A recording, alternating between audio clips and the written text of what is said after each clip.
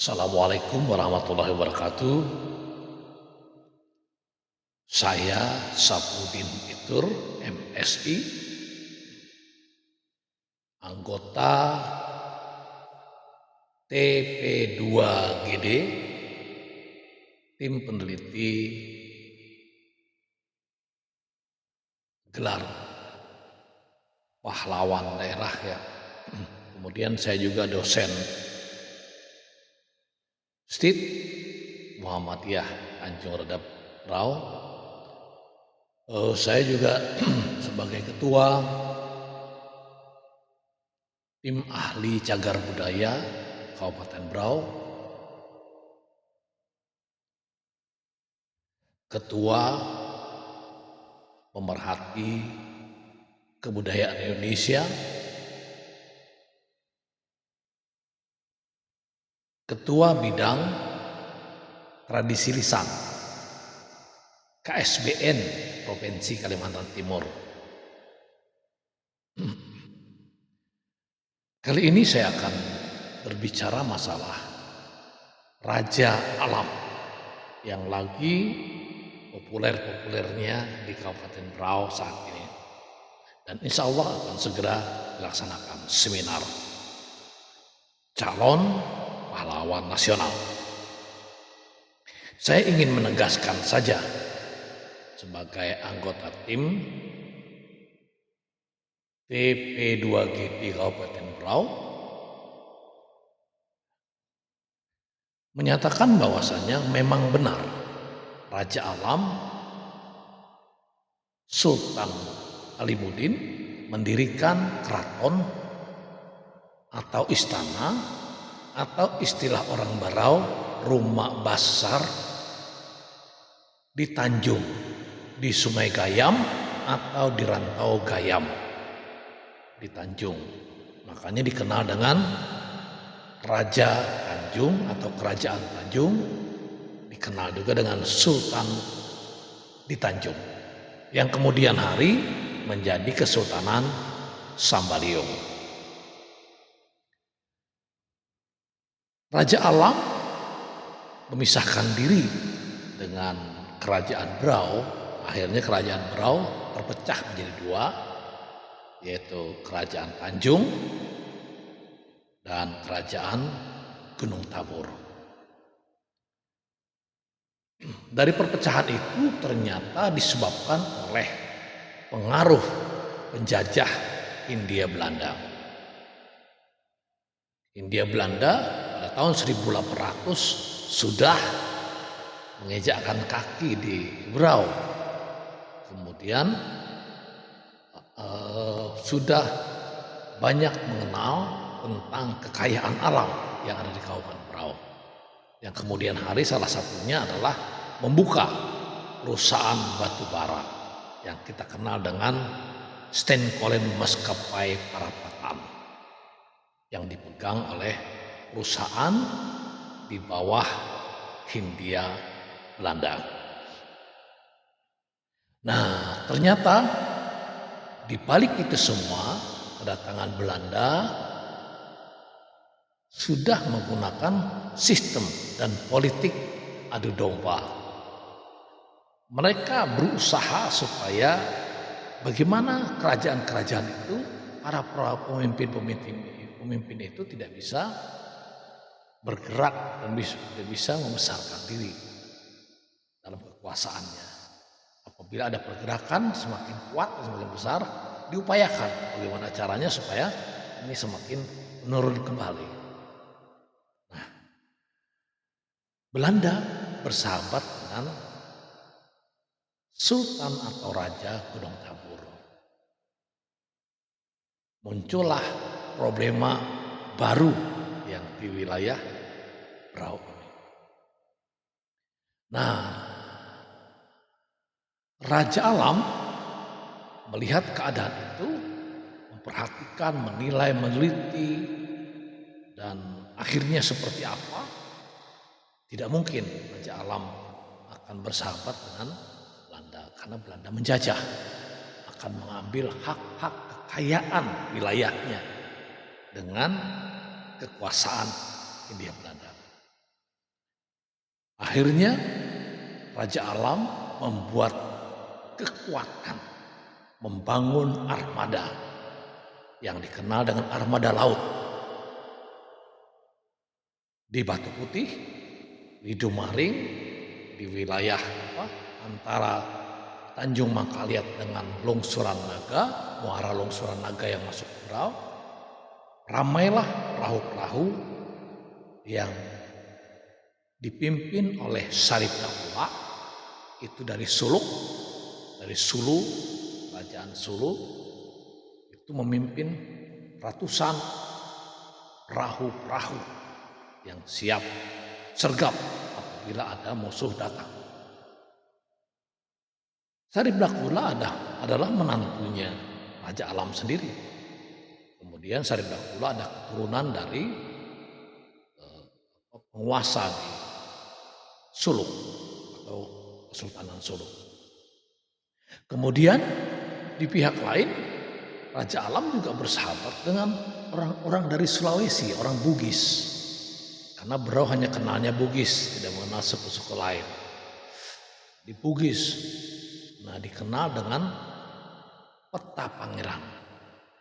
Ternyata Peta Pangeran itu adalah mertuanya Raja Alam. Anaknya namanya Andi Nantu, itu adalah istrinya Raja Alam. Jadi pertahanan yang dibangun, perahu-perahu laut yang dibangun oleh kedua orang tersebut, Sarip Dakula dan Peta Pangeran, adalah memang persahabatan yang sudah lama dijalin antara kerajaan di Sulawesi dan kerajaan Suluk yang dibangun oleh kerajaan Berau. Jadi sampai di masa Raja Alam itu tidak menjadi sulit. Akhirnya mereka saling bantu dan saling menolong. Nah kemudian Raja Kutai juga membantu, tetapi bukan kerajaan Kutai ini yang turun. Orang-orang yang dulu berperang di Makassar, di Sulawesi melawan Belanda, sebagian yang kalah melarikan diri. Ada yang melarikan diri masuk ke Sungai Mahakam, ada yang melarikan diri masuk ke Pasir, ada yang melarikan diri sampai masuk ke Kalimantan Selatan. Sebagian besar banyak di pesisir pantai Berau, di antara Tanjung Mangkaliat sampai di muara Longsoran Naga. Mereka ratusan. Ini ratusan perahu-perahu yang dibangun oleh armada lautnya Raja Alam ini menjadi perhatian sungguh-sungguh oleh Hindia Belanda. Kenapa? Karena pasukan Raja Alam, armada laut Raja Alam akan menjaga wilayah kekuasaan Kesultanan Tanjung atau Raja Tanjung, Kerajaan Tanjung yang ada di laut. Jadi pulau-pulau di tengah laut yang mengarah ke selat Sulawesi, selat Makassar, itu adalah wilayah kekuasaan Raja Alam. Maka dijaga oleh mereka. Setiap perahu, kapal dagang atau kapal apapun yang melintasi wilayah mereka akan disergap. Dimintai laporan lah begitu. Apa maksudnya melintasi sini? Apa maksudnya masuk ke wilayah kerajaan Tanjung ini? Apabila mereka tidak ada masalah, tidak mengganggu, mereka akan dilepaskan dan menyatakan bersahabat dan siap berdagang atau berbisnis dengan wilayah kerajaan Tanjung, silahkan. Tetapi apabila membangkang atau melawan, maka otomatis kapal itu disergap dan ditangkap oleh pasukan lautnya Raja Alam. Nah, dari sebab-sebab itu oleh Belanda, Gubernemen Belanda yang ada di Makassar menuding dan menuduh Raja Alam sebagai ekstremis. Raja Alam rompak, Raja Alam bajak laut yang mengganggu wilayah keamanan wilayah Selat Makassar. Jadi beda ya antara pernyataan dari Hindia Belanda maupun pernyataannya Raja Alam. Kalau pernyataannya Raja Alam, dia menjaga wilayah kekuasaannya sebagai negara merdeka. Tapi Belanda mengatakan itu adalah mengganggu wilayah perairan laut, wilayah selat Makassar. Dua perbedaan yang sangat. Akhirnya apa? Keinginan Hindia Belanda supaya Sultan atau Raja Gunung Tambur lah yang memerangi Raja Alam. Tapi Sultan Gunung Tambur kan tahu bahwasanya mereka antara Kesultanan Tanjung yang kemudian namanya Sambaliung dan Kesultanan Gunung Tambur itu satu darah, satu juriat, satu keturunan. Keturunan raja pertama yang didirikan pada tahun 1400 Masehi, Aji Surenata Kusuma, itu adalah kakek moyang mereka. Hanya kemudian hari saja terjadi perpecahan. Jadi ya antara dilema Gunung Tambur. Padahal kerajaan Gunung Tambur sudah menyatakan tunduk kepada Hindia Belanda. Sedangkan Raja Alam tetap tidak akan tunduk kepada siapapun. Kepada Gunung Tambur maupun kepada gubernur Hindia Belanda ataupun kepada Inggris. Akhirnya pada tahun 1834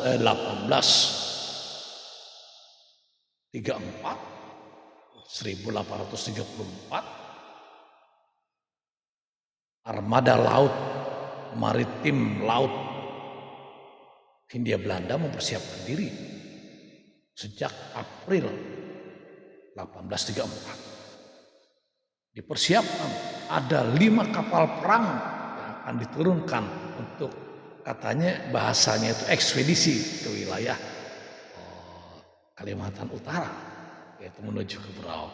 Bahasa mereka ekspedisi, padahal tujuannya ingin memerangi Raja Alam sebetulnya. Bahasanya mereka diperindah ekspedisi, tapi tujuannya ingin meruntuhkan Raja Alam. Raja Alam sudah mengetahui bahwasanya pasti Hindia Belanda akan menyerang wilayah dia, karena sudah gelagat-gelagat itu sudah kelihatan. Kemudian macam mata-mata dan sebagainya yang dikirimkan oleh Hindia Belanda, baik dari Banjarmasin maupun dari Makassar, sering datang ke wilayah Berau. Ternyata itu bagian dari ingin meneliti, mengkaji, melihat langsung bagaimana gerakan-gerakan Raja Alam dengan armada lautnya. Ternyata sangat kuat. Artinya kalau hanya diserang oleh hanya kekuatan-kekuatan biasa-biasa saja, pasti tentara Belanda kalah. Nah, maka dipersiapkan 5 kapal, dipersiapkan sejak April 1834 itu. Di antaranya adalah Korisboot 18, ini kapal perang, didampingi oleh kapal Carpet Hilden, kapal Brig Siwa, kapal schooner Krokodil, kapal schooner Castor, dengan perahu-perahu pendaratnya yang dibawa oleh kapal-kapal itu. Di samping itu mereka membawa 71 matros. Matros inilah tentara yang bersenjata mendampingi semua hal. Kemudian ada 110 serdadu yang terlatih. Artinya mereka berangkat dengan 5 kapal perang ini dengan kekuatan manusia serdadu 71 dan 110 serdadu ini gak main-main. Artinya kekuatan Raja Alam sudah sangat diperhitungkan. Akhirnya pada bulan September 1834 diberangkatkanlah kapal perang itu dari pangkalannya di Makassar menuju ke Tanjung Mangkaliat, langsung menyusul ke arah wilayah Batu Putih, karena pusat pertahanan Raja Alam baik Sarif Dakula pemimpinnya maupun Peta Pangeran pemimpinnya sudah siap di sana. Begitu kedatangan kapal, rombongan kapal perang itu sudah kelihatan dari jauh, mereka pun sudah bersiap-siap mengatur posisi. karena mereka paham betul lokasi daerah mereka. Pergerakan kapal perang rombongan itu pertama bisa dihalau oleh mereka, walaupun senjatanya tidak seimbang. Belanda pun masih menghitung-hitung untuk memuntahkan meriam-meriamnya. Takutnya kalau kehabisan senjata, mereka harus pulang. Akhirnya mereka mundur, tapi tidak pulang. Mundur dan mengatur strategi. Seperti apa strategi yang pas untuk menyerang mereka lagi. Kemudian balik menyerang. Nah, ada serangan kedua itulah Laut Batu Putih penuh dengan peluru-peluru meriam yang berterbangan di langit. Sedangkan meriam-meriam armada Raja Alam juga ditembakkan ke arah kapal-kapal perang itu. Tapi senjata yang tidak seimbang, meriam-meriam yang ditembakkan oleh armada lautnya Raja Alam tidak bisa menembus kekuatan kapal perang yang sudah berbadan besi dan bergerak lebih cepat karena bermesin diesel, mungkin bermesin uap dan sebagainya. Sedangkan mereka menggunakan perahu-perahu, menggunakan layar, belum bermesin. Jadi pergerakannya lebih lambat. Nah, akhirnya dengan senjata yang begitu gencar, peluru-peluru meriam yang begitu berterbangan, akhirnya mau tidak mau pasukan Raja Alam yang dipimpin langsung oleh Sarip Dakula dan Peta Pangeran harus mundur dari Laut Batu Putih, masuk Batu Putih, kemudian melarikan diri. Batu Putih dikuasai oleh Hindia Belanda, kemudian Batu Putih di bumi hanguskan. Serangan beralih ke Dumaring. Dumaring agak repot karena masuk dalam sungai kecil. Tapi kerepotan mereka tidak seperti kerepotan orang lain karena Belanda memiliki senjata meriam yang sudah bisa ratusan meter, bahkan mungkin 500 meter, bahkan 1 kilo. Senjata mereka sudah sampai. Nah, jadi mereka menembakkan peluru meriamnya dari laut sampai benteng-benteng pertahanan Raja Alam di Dumaring. Dumaring pun akhirnya ditinggalkan oleh pasukan darat Raja Alam. Raja Alam bersama Sarip Dakula, Peta Pangeran melarikan diri masuk ke Sungai Kuran yang sekarang dikenal dengan Sungai Berau. Akhirnya sampai mempertahankan istana atau rumah besar keraton Raja Alam di Tanjung. Mengetahui itu, pasukan Hindia Belanda, maritimnya Belanda mengejar masuk sampai ke Sungai Kuran juga. Tidak langsung menyerang posisi Istana Tanjung, mereka mengatur dengan posisi lambung. Dua kekuatan yang mereka atur. Kapal-kapal perang mereka tidak bergerak menuju ke Sungai Kelai, mereka berada di Sungai Segah, berhadapan dengan Keraton Gunung Tabur. Di seberangnya Keraton Gunung Tabur. Meriam-meriam itu ditembakkan langsung menuju ke istana dan rumah-rumah rakyat yang ada di sekitar Istana Tanjung. Kemudian Serdadu yang menggunakan perahu-perahu bermesin turun melewati sungai menuju ke Sungai Kelai. Begitu sampai di muara di sekitaran Rantau Gayam, mereka tidak masuk sungai karena sungainya kecil. Di dalam itu keraton, dalam Sungai Gayam itu keraton Raja Alam. Mereka tembaki dari sana. Jadi serangan dua arah ini melumpuhkan kekuatan Raja Alam. Akhirnya Raja Alam dengan pasukannya mundur ke pedalaman Sungai Kelai. Tujuan Raja Alam mundur adalah akan mengatur siasat bagaimana cara menyerang musuh. Tetapi akal licik Belanda langsung muncul. Ingin berunding dengan Raja Alam. Ketika Raja Alam tidak merespon untuk berunding, rakyat Raja Alam, keluarga Raja Alam disiksa, dipukul, pokoknya disakiti lah. Setelah tersiksa dilepas. Masih juga raja tidak keluar, tangkapi lagi, pukuli lagi. Tidak pandang perempuan atau laki-laki, lepaskan lagi. Melihat keadaan itu, mendengar cerita yang sangat miris itu, Raja Alam dengan rasa tanggung jawab sebagai sultan, sebagai raja, tidak rela rakyat yang jadi korban disiksa oleh Belanda.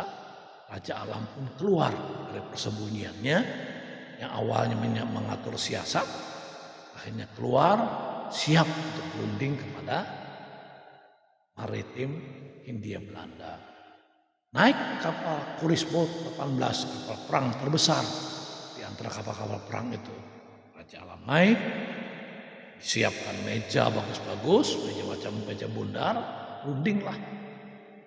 Di sana duduk langsung kapten lautnya yang dikenal dengan Kapten Laut Anemite. Memang terkenal sangat ahli perang di laut, yang punya strategi perang di laut yang sangat hebat. Berunding. Dalam perundingan tetap Raja Alam tidak mau tunduk kepada Belanda.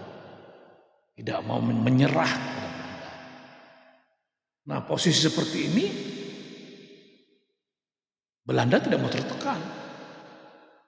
Akhirnya rencana yang sudah dipersiapkan segera dilaksanakan, sergap. Di saat perundingan itulah dengan akal liciknya Belanda menangkap Raja Alam bersama orang-orang yang mendampingi beliau. Begitu ditangkap, informasikan ke Makassar, Gubernur Makassar. Keputusannya Raja Alam bersalah, Raja Alam ekstremis, Raja Alam memboikot, Raja Alam adalah perompak, Raja Alam mengganggu keamanan wilayah Selat Makassar, maka hukumannya dibuang ke Makassar. Akhirnya dibawalah Raja Alam ke Makassar dengan kapal perang itu. Di tengah perjalanan, di antara yang ditangkap itu adalah Raja Alam, istri Raja Alam Andinantu, kemudian putrinya Pangian Ratu Amas Mira, istri dari Sarip Dakula sendiri yang ditangkap. Kemudian putra Raja Alam Hadi Jalaluddin buang ke Makassar. Di tengah perjalanan Sarip Dakula yang memang didikan orang tuanya di Suluk dan didikan Raja Alam yang akhirnya menjadi pemberani itu memberontak di kapal perang memberontak kayak tahanan memberontak di kapal perang. Apa daya lah, yang lainnya kan posisi namanya ditangkap pastilah dipenjarakan walaupun di kapal. Dakula memberontak, akhirnya terbunuh. Ada dua informasi, terbunuh karena tertembak di kapal, tapi ada informasi lain bahwasanya Sarip Dakula karena berhadapan akhirnya terjatuh dari atas kapal, dari geladak kapal ke laut, dan akhirnya wafat, meninggal di laut Selat Makassar. Itulah perjuangan mereka. Nah, bagaimana dengan di Berau? Di Berau, Sultan Gunung Tabur atau Raja Gunung Tabur akhirnya berpikir dia tidak mau lagi diadu domba. Ternyata adu domba Belanda ini sangat luar biasa, menghancurkan mereka, menghancurkan keluarga mereka. Akhirnya pada tanggal 15 September 1836 bersama pangeran muda yang berkedudukan di Batu Putih membuat surat permohonan kepada Gubernur Hindia Belanda di Makassar agar Raja Alam dikembalikan karena sudah tua, karena sudah sepuh. Disetujui pada tanggal 24 Juli 1837, setahun kemudian Raja Alam dibebaskan. Ada beberapa hal penyebab pembebasan itu. Pertama, karena memang permohonan dari Sultan Gunung Tabur yang sudah menyatakan tunduk kepada Belanda. Kemudian Belanda juga tidak ingin orang yang ditangkapnya, yang dipenjarakan itu meninggal saat dipenjarakan karena sudah sepuh, akan repot nanti mengembalikan ke wilayahnya. Oleh dasar itu akhirnya Raja Alam kembali, tetapi kembali bukan ke Tanjung, bukan ke Sungai Gayam, karena Sungai Gayam, Tanjung, keratonnya, rumah-rumah keraton dan sekitarnya itu sudah dihancurkan Belanda dan bahkan dibakar. Jadi tidak mungkin Raja Alam kembali ke sana.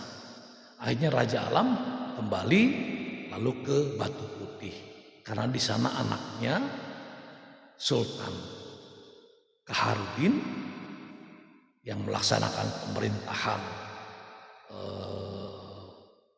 Raja Alam selama dalam pembuangan, dalam pelarian, akhirnya keluar ke Batu Putih karena Raja Alam sudah kembali. Raja Alam di sana membangun pemerintahan kembali Kerajaan Tanjung di Batu Putih.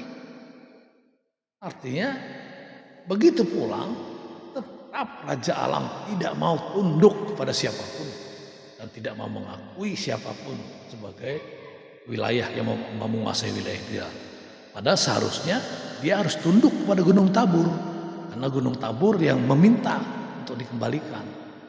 Dan apabila tunduk dengan Gunung Tabur berarti tunduk dengan Gubernur Belanda di Makassar. Tapi tidak, tetap dia tidak mau. Langsung membangun pemerintahan, mengatur rakyat kembali dengan kebahagiaan dan kesuksesan, walaupun tidak berada di Tanjung lagi, di Batu Putih. Sampai akhirnya beliau wafat di Batu Putih, dimakamkan di tepi Sungai Rindang namanya, di Tembudan Batu Putih. Kemudian hari dikenallah makam itu dengan makam marhum di Rindang, makamnya Raja Alam.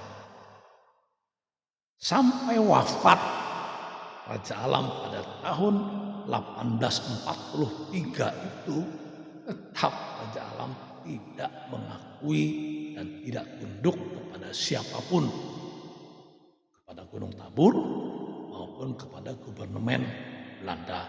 Bahkan akhir-akhir pada tahun 1844 Inggris sudah masuk ke wilayah Berau dan membuat perjanjian dengan Sultan Gunung Tabur dan membuat perjanjian pada tahun 1845 dengan Sultan Bulungan.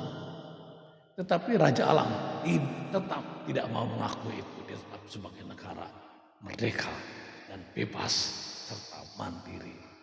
Itulah perjuangan seorang pahlawan nasional yang luar biasa, yaitu Raja Alam Sultan Kalimuddin.